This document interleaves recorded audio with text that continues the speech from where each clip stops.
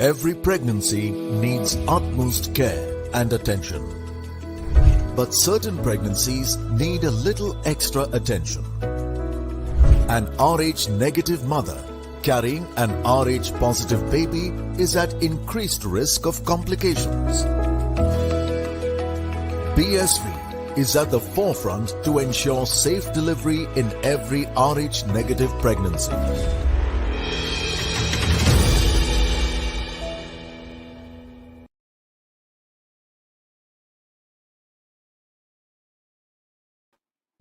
Hello and to the outside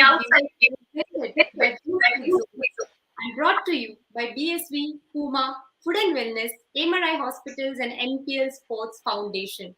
So 106 is what England had to chase, and they've got another 2 points in their account, and they've made their chances of making it to the semi-finals a bit stronger now. To discuss the match between England and Pakistan, I have alongside me Marina and Julia. Welcome both of you to the show. So first of all, a good performance there by England. We saw that they were struggling in the initial part of the tournament, Julia. But since the last two games, we've seen that they've bounced back stronger, just leaving aside all the woes from the past. And they're now making a strong commitment there to make it to the top four. What do you think has changed from the last few games to now for England? Well, they've definitely got a more of a belief than they had. I mean, I think and I've said this all along, I think they've been playing pretty good cricket. They were just getting let down a lot in the field.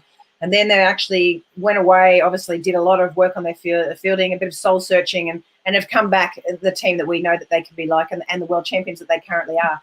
So to me, I don't think anything's changed too much there, because they've just got their confidence back and, from having a couple of good wins. But I think today also was a really good example of, obviously Tammy Beaumont's been getting a lot of the runs for them. And today, Danny White, they stuck with her at the top of the order.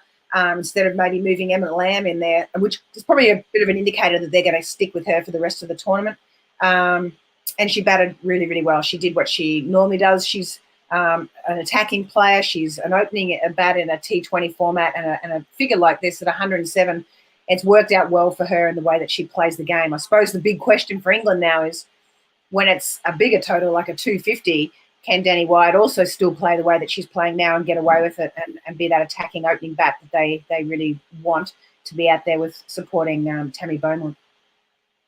Same question to you as well, Marina, because I don't think that England would have taken this contest lightly, because they know that no points here in this World Cup have come freebies to any of the team. Everybody have put a strong fight there, but a little bit of change in their approach towards the game probably is seeing different results for them. And now, it's sort of probably they are still in pressure of winning the must-win game that is in store for them, but they've improved a lot from what we've seen them in the initial stage of the tournament, coming from a not so good Ashes series as well. That was also probably something that was going into their mind. Well, definitely. I mean, we all keep saying that you have to take one game at a time, and for a longer and a pressure situation like World Cup, you have to forget those losses and have some belief in yourself, like Julia said. And they have been picking up things in bits and pieces, positives coming out from the games they've won. Obviously, there was some close encounters, but yes, they had a lot. They had the resources to be, considering, and had some faith. That was what was lacking. Again, coming to their performance in the previous game, Tammy was scoring runs. They wanted someone on the other end to kind of provide support. They went for shuffling. It didn't work out. But today, I think the way Tammy, she got out earlier, but the way Knight and Danny White actually took up, and the type of approach they had, it was excellent for them. Coming back to their bowlers, getting Brunt coming in back in her form, that's really important. These are the things that are clicking for England at the right moment going into the semi-finals. And again, they've got another game where they can, sort of work their plan out, get their confidence up, and can probably provide some cushion because it's against Bangladesh. So they can have that bit of to just grab themselves together while going into the bigger games. So I think, yes, England had the resources. All they needed was a good, a bit of good games and somewhat time to recollect and plan together what was missing. So definitely, as you rightly said, that they have the plans right now. Things are clicking for them, and England, of course, have won the game by 9 wickets. But if you have a look at the batting scorecard as to how the innings went, we saw that Danny Wyatt getting into her rhythm there this time around, and Danny Moment has been scoring, has been in runs for quite a few matches before. But Heather Knight today standing there for England, not losing any wickets and probably trying to take the team through. Run rate was something also going on in your mind. But Julia, uh, Danny White coming into form, finding her rhythm ahead of the important games now that are in store for England. That should be probably a start of good things for England and a big positive from this game as well. You're on mute. Yes, I am again. Since, as from the beginning, Danny White's moved up into the opening position and she scored 3, 1 and 12 in that position. So they were probably getting a little nervous about what were they going to do with that top order. And she came out and showed what she can do today. And I think that's really going to assist England and their middle order so that they haven't quite got off to those starts. We mentioned at the beginning of the show the fact that they hadn't really, they hadn't only batted once past the fourth over in the entire World Cup so far. So this will give them a lot of heart, at least, to be able to know that one of their batters is going at a good rate, supporting Heather Knight, and then you've got Nat Siver, you've got Sophia Dunkley, you've got Amy Jones, you've got all these other really decent bats, and obviously Sophie Eccleston, Catherine Brunt, people who are really coming into their own as all-rounders as well. So to me, again, we just keep talking about this platform that these openers need to set up, and I think just by Danny getting some runs, Tammy's been in some really good form. I mean, she got a nice ball today from Diana Baker. I mean, she's been bowling. She bowled beautifully today, really used the swing, got the ball up there. Very similar to Catherine Brunt in the way that she bowled as well. And I think that, Tammy did lose a wicket a little earlier, but, I mean, she's been batting really, really well. And I think with the two of them now hitting some form and everyone else in the English team having got some decent starts, I think, and that's over 100, I think, I think that's going to set them up, like you said, really, really well for that semi-final. Definitely. And let's have a look at the summary to sort of just see how the things panned out between England and Pakistan today. First, of course, Pakistan were batting. England restricted them early on for a total of just 105 runs. Sidra Amin there with 32. Sidra Nawaz again, 23. But Catherine Brunt was the pick of the bowler. Sophie Eccleston being economical as she is always. And then came that good knock from Daniel White, as just Julia mentioned, that how important that is going to be for England heading on to the important games that are in store for them if they make it to the top 4, which seems a possibility now, and then facing those teams that are in good form. So that's going to be a good challenge for England there. But coming to Pakistan's bowling, probably they didn't have a lot of runs to defend. But Diana Baig, as Julia rightly mentioned, Marina, she looked very confident today on the field. And someone coming in with the new ball and making the ball move, she looked very good with the ball today, but probably didn't have that much runs to defend, but has been that important key factor for Pakistan over the course of time now. Yes, definitely. I mean, you cannot blame anything at all to the bowlers. I think they did a pretty decent job. They tried to utilize the conditions, and early on they managed to, create those chances. They got Amy out. It was a really good spell from Diana. Then Fatma Astana, had it been a good catch by Nida Darren Gully, there would have been a little bit more pressure on England. I think Nashra again, she was consistent, but again you have to give credit the way Danny White played. Not many runs on the board, so being a captain, you cannot do much of experiment in the field, I think. But yes, coming back to overall bowling of Pakistan team, I think that's where they were sorted. Within, if I talk about Ayman Anwar coming into the playing 11, probably why Bisma did not went for the new ball with her was because she wanted to go to her experienced players who have been used to of these conditions and this pressure, with Diana and Fatma too, might grab those early opportunities. Ayman Anwar, I think, was slightly on a shorter side. Her strength is always being pitching up fuller because she swing. But overall, I think that bowling hasn't been an issue for Pakistan. It's the batting from day one. They did manage to get some momentum, but again, it's being a big letdown for them. Yeah, and the same way, I'd like to take this conversation to Julia as well. Pakistan have been struggling with the bat to make those larger impacts with the bat. Probably they are thinking of chasing a lot, but as if you look at the longer run, Julia, for a team like Pakistan to just make a larger impact in world cricket and in the global events, it is important for them to sort of play that fearless cricket, give those big targets to the opposition as well, and just not think about chasing it down every time, because scoring a 250 and 250 plus is also a very big confidence booster for the team, and that's how probably things would change in Pakistan cricket if they think of coming in that position, because there's a lot of experience in the batting lineup. If you see, we have Bisma Maroof, Alia Riaz, Midad are there. So probably one thing that Pakistan would be thinking is going and playing the fearless brand of cricket and posting good targets for the opposition. Yeah, for sure. I mean, they've got a really good batting lineup. They just obviously England's got a pretty good bowling lineup as well. So, and I think it's been a long trip for everyone. I think they haven't been performing as well as they like. It does take a little bit of a toll on you.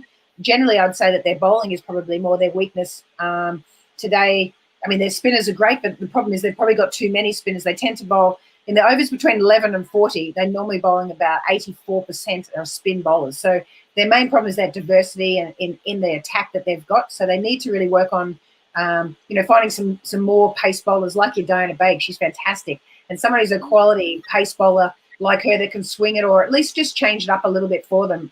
As you said, that Bisma Maroof did all she could today, changing around her bowlers all the time, trying to find some way of getting a wicket. But when Danny Wyatt's in those sort of moods, it's pretty difficult to get her out. And they also gave her 1.5 chances. I've put down a half chance, the one over Fatima's head at mid-off. But I think their batting's pretty reasonable. I think they've just got to practice and learn how to break down those big scores with their batting, so that they're just focusing on small totals. We've seen seen some really good scores from a couple of the players already, and obviously 100 as well, which is magnificent. But I just think, it's about it takes a lot to be able to stay out there and bat for long periods of time, and they need to break it down and start talking about partnerships and 10-run sort of increments, and just try and work on their game. They don't have to match the ferocity of maybe these big hitters that some of the other teams have. There's plenty of space out there. They're super quick between the wickets. They've got really nice touch, and they hit in different areas to a lot of teams. So they've just got to understand who they are as a team and how they want to bat and how they want to go about their style of game. And that's going to get them those big scores, because they've got the skill set, just that they probably tried to match it, muscle for muscle with England today, and it just wasn't the way to go about it on a pitch that was probably a little tough to bat on. Your take on the same, Marina, because as Julia mentioned, that they have skill set. It's all about execution and getting an opportunity to do that in a global event. They have one more game left against the host, New Zealand. So that would be something that they would want to end their campaign on a positive note and bring that some fearless batting approach to the fore. Definitely. I mean, we were having some talks earlier, and I did mention that Pakistan has to change their mindset if they want to be competitive at this level, because the modern era is not all about hitting it along the carpet. You have to break some sort of trap that the opposition has for you. You have to go aerials, and if you could just analyze and look the number of shots or runs Pakistan has scored just hitting over the infield or over the boundary, it's very less in comparison to other teams who've been doing that. Bangladesh has started to do that, and that has been probably turning out to be their one of strengths. They're not big hitters, but what they do is they successfully rotate the strike, and then whenever they've got the chance, they try to break that circle of fielders inside. So that's where Pakistan is lacking. They've got the skills, but they have to back on this stage. Whenever they are falling behind the run rate, they need to get that big overs in and be brave enough to hit over the infield to try and open up avenue to score runs. Yes, against New Zealand, I think overall there are a lot of things positive about Pakistan. They've got close games. So again, you can say that they have an opportunity to end on a positive note. They have the resources, but how they implement, especially in their batting, they have to be not one-dimensional against spinners or pacers. They have to be flexible enough to adjust their plans according to the situation. And that's where I think Pakistan has been lacking. Against New Zealand, yes, they can, give them a bit of challenge if they play with their positive intent, because New Zealand, again, has been struggling with their own sort of problems. So it can be a good game as well. And of course, as you mentioned about the batting, what was your take on Munib Ali's exclusion today? Because she was playing her first game of the tournament against West Indies, looked in good touch, was looking confident. But then you rest her, and then someone else comes in. How does that affect the mindset of a player? Because probably the team should have continued with her. What are your opinions on that? I mean, again, I cannot understand the logic behind dropping Muniba, because that was the sort of push Pakistan needed right up on the front. I mean, she delivered. Had it she not delivered, that was another thing. But again, looking at Naida's form, it was a big question mark to bring her back in once you've dropped her. And Muniba Ali, obviously, she scored with a positive approach. Dropping her not only affected her as a player, because then you go, what have I done wrong to not play another game? But it also affects the team's environment, because you kind of start thinking that, okay, that player play according to the approach that's required at the level, but she's not playing again, and what I need to do. So a lot of questions arise, especially in the mind of the player who's being dropped, and also inside the environment. Yes, I do understand a tactical decision against certain opposition or on certain surfaces, but where your problem's been lying is your top order and also the approach. So Muniba Ali was a perfect answer. She did deliver, but I'm not sure how she will take it, or Pakistan might be thinking that they did miss out a chance today with her. Definitely, and we are talking about the next games. Of course, Pakistan have one left, England have one left, and they need to win that as well. Because after the today's match was called off, 1 point for each team. South Africa, of course, have qualified. West Indies are there with 7, and India and South Africa are yet to play. So it's an interesting contest there in the points table altogether. If you can have a look at the points table as well, Australia, of course, comfortably sitting there with 12 points to their account, 6 matches, 6 wins. Don't know what's the way to stop them. South Africa, of course, had very good start to their tournament. Lost one game, the last one, and this one was called off. And West Indies started the tournament like a blockbuster match against New Zealand, and then a few setbacks there, but have been finding ways. But they would be disappointed if they don't make it to the top 4. But a lot is stake on the remaining matches. So if we're to talk about England, Julia, we saw that Charlie Dean was dropped today. Emma Lamb came in, but then when you have a target of 106, do you think Emma Lamb should have been given the chance if you're actually thinking to try her out in those important games? Because that's how you give confidence to a player before a big game. Yeah, I think we've just got that answer though. I don't think she's going to be playing any more games if they didn't give her a go today. And maybe it was Danny White's last chance to see how she went in that top order. But the fact that she's performed now, I can't see. The only change to that team will be Emma Lamb coming back out, unfortunately for her, and Charlie Dean going back in. And England have probably got a slightly easier run than India at this stage, because England they've got to play back Bangladesh, and according to that table, they've just snuck ahead on the run rate for India. So both India and England both need just one win each, and they'll go ahead of the West Indies and both go into the semi-finals. If the West Indies have only got 7 points, so they've had that qualifying the win today, as in the washout points today. We've got South Africa versus India, which will be an interesting one. So that could be India have to win that to get into, or have a no result if it ties, because they've got a better run rate than the West Indies at the moment. So there's still a chance that 3 of the teams could get into the semi-finals, which is fascinating, and it'll be a bit of an arm wrestle between all of these teams to see who's going to get in there. South Africa can't take the number 1 spot off Australia, so whoever sneaks in 4th, most people will be trying to get up to that number 3 spot with that net run rate to avoid having to play Australia in the semi-final, I would assume. Definitely, and with whatever performances we've seen of England from the last 3 games that they've been winning, do you think that they pose enough threat to the likes of Australia and South Africa at the moment, if you can say so? They have a team, but you weren't seeing their star performance coming in and stepping up for the side. But in patches, we've been seeing that. So how do you see England going ahead with those important games if they make it to the top 4? There's any plan that the thinking tank or Heather Knight would need to do? No, I think England are going really well. I think they didn't, as I've said, they've been playing really well. They just had a few hiccups with their fielding and not supporting their bowlers well enough. But they've seemed to have ironed all that out. They're starting to look like the team of old of England and walking around with that confidence, and they've got so much experience in that group.